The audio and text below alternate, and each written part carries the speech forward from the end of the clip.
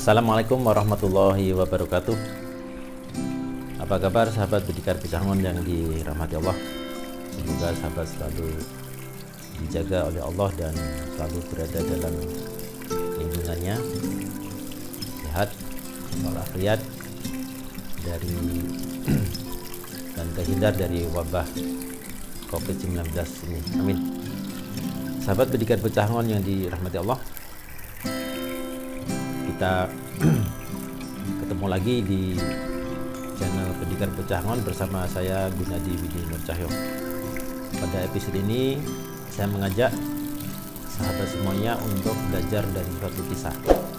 Dikisahkan di suatu zaman ada seseorang yang tidak pernah melakukan suatu kebaikan. Bahkan dia sudah sangat sering membunuh, dan kala itu dia telah membunuh 99 orang. Nah, setelah dia membunuh 99 orang ini, maka orang ini berniat untuk bertobat. Nah, cuma dia nggak tahu apakah tobatnya masih bisa diterima oleh Allah atau tidak. Maka dia mencari seorang soleh, seorang ulama di daerah sekitarnya. Nah, dia menemukan seorang pendeta, maka dia bertanya kepada pendeta tersebut bahwa dia telah membunuh 99 orang selama ini dan dia berniat untuk bertobat. Apakah masih ada kesempatan buatku untuk bertobat? Apakah Tuhan masih menerima tobatku? Tanya orang tersebut. Kemudian dijawab oleh pendeta bahwa kamu tidak akan bisa lagi diterima tobatnya karena kamu telah banyak melakukan kejahatan. Nah, mendengar jawaban tersebut, orang ini justru kemudian membunuh pendeta tersebut.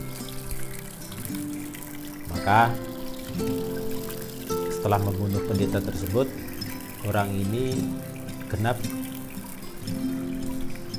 jumlah yang dibunuhnya adalah 100 orang. Nah, kembali setelah dia membunuh sejumlah 100 orang tersebut, dia masih berniat untuk bertobat. Maka dia masih mencari orang soleh untuk bisa jadi tempat untuk bertanya. Akhirnya dia menemukan seorang soleh dan kembali dia bertanya tentang niatnya tersebut. Apakah setelah membunuh 100 orang tersebut dia masih bisa untuk bertobat dan diterima tobatnya. Dan ternyata kali ini oleh orang soleh tersebut dijawab bahwa oh ya, engkau masih ada kesempatan untuk bertobat. Nah, setelah itu orang soleh tersebut juga menambahkan bahwa jika engkau ingin bertobat, maka datanglah ke suatu negeri. Di negeri itu kamu akan mendapati seseorang yang dapat menolongmu dan di situ penduduknya sudah beriman. Ya, penduduk negeri itu sudah percaya pada satu Tuhan, mereka sudah bertauhid. Maka datanglah engkau ke negeri itu. Kamu tinggalkan tempat tinggalmu karena tempat tinggalmu itu adalah tempat yang sudah rusak, yang sudah tidak akan mendatangkan kebaikan. Lingkungannya sangat buruk buatmu. Maka berangkatlah orang ini sesuai saran orang soleh tadi. Tetapi di tengah perjalanan orang ini kemudian menemui ajalnya, sehingga tidak berhasil mencapai negeri yang disarankan oleh orang soleh tersebut. Maka dikisahkan setelah orang ini meninggal, datanglah dua orang malaikat, yaitu malaikat rahmat dan malaikat azab. Nah, kedua malaikat ini berselisih pendapat antara mengazab orang itu karena sudah banyak maksiatnya dan banyak membunuh orang, sementara yang malaikat rahmatnya mengatakan bahwa ini orang sudah mau bertobat, maka sudah pantas dia untuk mendapatkan pahala dan untuk diampuni dosanya. Nah, karena berselisih pendapat, maka kemudian datang malaikat ketiga yang datang dalam wujud manusia. Nah, oleh malaikat rahmat dan malaikat azab, maka malaikat ketiga ini yang berwujud manusia diminta untuk menjadi hakim, untuk menjadi penengah. Maka dikatakan oleh malaikat ketiga tersebut bahwa untuk menentukan nasib orang ini, kalian ukur saja jarak antara kota asal tempat dia dari mana dia berasal dengan tempat di mana dia menuju. Ya, ukur jaraknya dan mana yang lebih dekat. Maka jarak yang lebih dekat itulah yang akan menentukan nasibnya. Nah, sebagaimana yang dikisahkan tadi bahwa pemuda ini berasal dari sebuah tempat yang banyak maksiatnya, banyak kejahatannya. Dia sedang menuju ke satu tempat yang sudah banyak orang beriman. Berarti dia sedang menuju ke satu tempat yang baik dan berasal dari tempat yang buruk. Nah, maka jika jaraknya lebih dekat ke tempat asal, berarti dia belum cukup untuk bisa diterima tobatnya.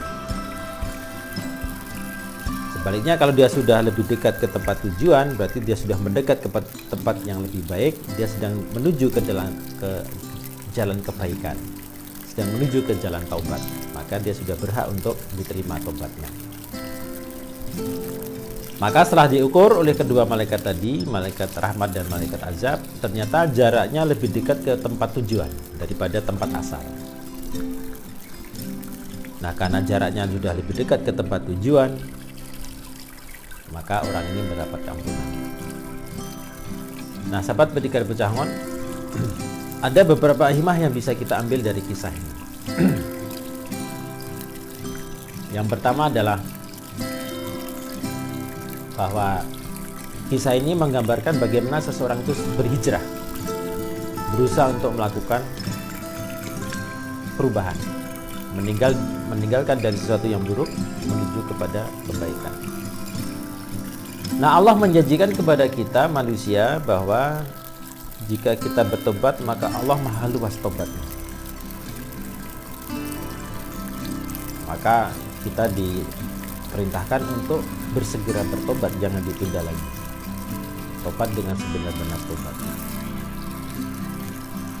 Maka jika seseorang ingin bertobat, maka bersegeralah, karena ampunan Allah itu sangat luas. Walaupun orang ini sudah banyak membunuh, tetapi kalau Allah berkehendak, karena dia sedang dalam perjalanan menuju kebaikan, maka Allah bisa saja menerima tobatnya. Nah, mungkin sahabat pernah juga mendengar kisah seorang pelacur yang diterima tobatnya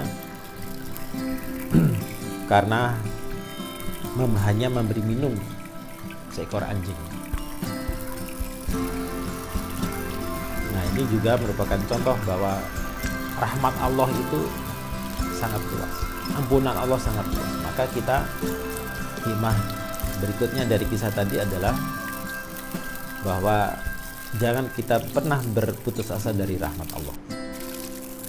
Jadi hikmah yang pertama adalah supaya kita melakukan satu perubahan. Yang kedua adalah jangan berhenti, jangan berputus asa dari rahmat Allah. Seburuk apapun kita, sebanyak apapun dosa kita, selama kita sungguh-sungguh untuk bertobat, insya Allah Allah akan memberikan ampunan kepada kita, maka jangan berputus asa. Sama kita sungguh-sungguh. Yang penting kita sungguh-sungguh, jangan tobatnya tobat sambel. Nah, pelajaran yang ketiga adalah bahwa ketika kita menemui satu masalah, maka kita harus datang kepada orang yang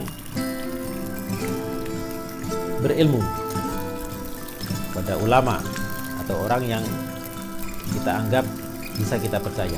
Datang kepada guru untuk memberikan, untuk kita minta nasihatnya. Nah, itulah beberapa hikmah yang bisa kita ambil dari kisah tadi, sahabat. Mudah-mudahan kisah sederhana ini dan penjelasan singkat ini bisa menjadi bisa memotivasi kita untuk lebih bersungguh-sungguh dalam mencari keridhaan Allah, bersungguh-sungguh dalam mencari rahmat Allah, dan bersungguh-sungguh untuk melakukan satu perubahan, untuk hijrah dari tempat yang buruk ke tempat yang lebih baik, hijrah dari kebiasaan kita lama yang buruk untuk berubah menjadi yang lebih baik. Nah, mudah-mudahan apa yang saya sampaikan di channel Pendikar Bocah Angon ini juga menjadi salah satu referensi, salah satu sumber informasi yang bisa membantu sahabat-sahabat semuanya dan diri saya sendiri untuk bagaimana melakukan transformasi tadi, untuk melakukan satu perubahan, yaitu dari karakter yang kurang baik menjadi karakter yang lebih baik. Nah, demikian sahabat pembahasan ataupun ulasan singkat di episode ini, mudah-mudahan bermanfaat, dan insya Allah kita akan sambung di episode selanjutnya dengan topik yang berbeda, tetap di channel yang sama, channel Pendikar Bocah Angon. Terima kasih sahabat telah mengikuti channel ini dengan setia. Jika bermanfaat, silahkan klik like dan share, berbagi ke teman-teman yang lain. Mohon maaf apabila ada kesalahan, dan insya Allah kita jumpa lagi. Saya tutup perjumpaan kita di episode ini. Assalamualaikum warahmatullahi wabarakatuh.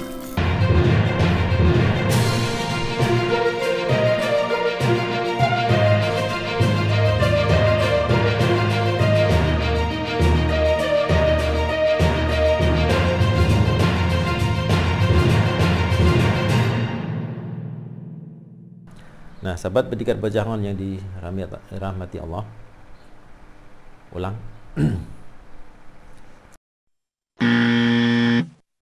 Nah, karena mendengar jawaban orang soleh ini, maka kemudian disarankan, ulangi. Nah, setelah kereta api lewat ini, kita lanjutkan lagi. Kita tunggu keretanya.